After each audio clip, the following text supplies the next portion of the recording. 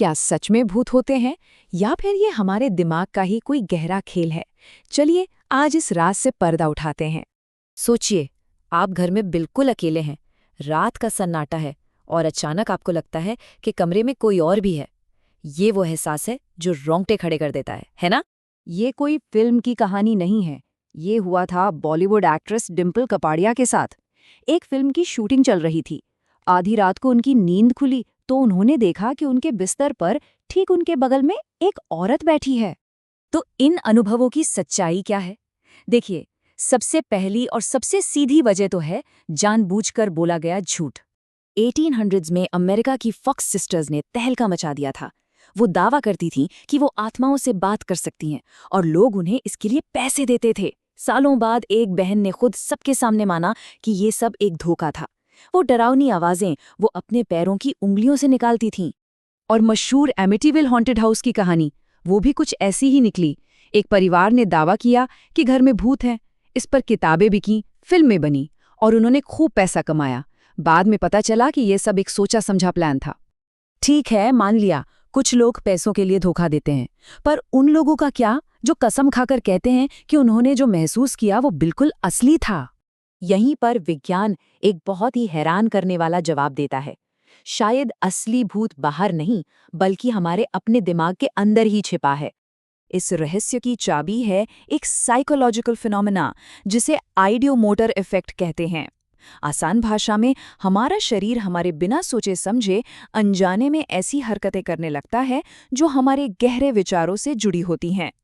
आपने Ouija board तो देखा ही होगा, जहाँ लोगों के हाथ अपने आप अक्षरों पर घूमते हैं। उसके पीछे कोई आत्मा नहीं, बल्कि यही आइडियोमोटर इफेक्ट काम करता है। और मजे की बात यह है कि जो लोग इस पर यकीन करते हैं वे झूठ नहीं बोल रहे होते। उन्हें वाकई में लगता है कि कोई बाहरी शक्ति उनके हाथ हिला रही है, जबकि असल में उनका अवचेतन मन ही उनके हाथ को सिग्नल भेज रहा होता है। आप इसे अभी खुद महसूस कर सकते हैं।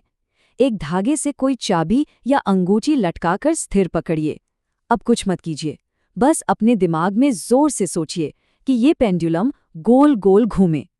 आप हैरान हो जाएंगे जब आपका हाथ खुद ब खुद छोटी छोटी हरकतें करेगा और पेंडुलम सच में घूमने लगेगा। यही है आइडियोमोटर इफेक्ट। आपके दिमाग की गहरी सोच आपके शरीर की अनजानी हरकत बन जाती है और आपको इस पर कोई कंट्रोल महसूस नहीं होता। तो अब इन सभी बातों को एक साथ जोड़कर देखते हैं कि असली भूतिया अनुभव आखिर है क्या।